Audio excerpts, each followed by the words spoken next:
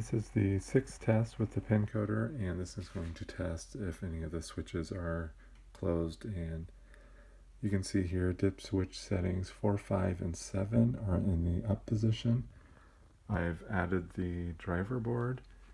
While I was at it, I did go ahead and replace IC5, which was missing from the original board, and I added a C-Craft circuit board here, which basically simulates the coin door. It has the switches and buttons from the coin door. Other thing, I do have a switch tester here so I can test all the switches. And a couple things here when I turn on the board.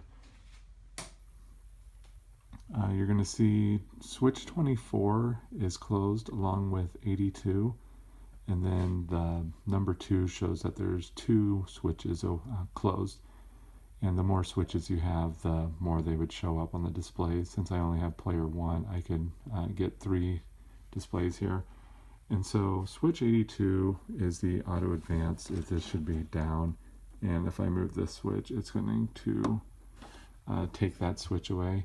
The other switch I have closed, just to kind of demonstrate, is on my switch tester here. I have switch 24 normally closed, so if I remove this jumper here, now you can see I don't have any switches that are closed.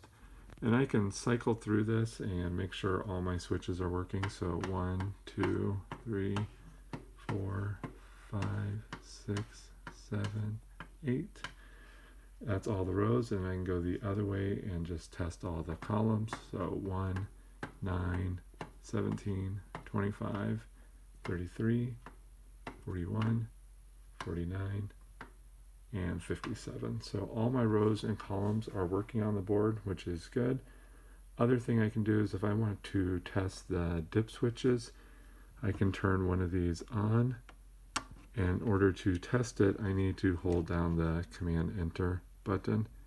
And so when I do that, you can now see switch 65 is closed on the dip switch, and I have to hold the button down in order to have that test run.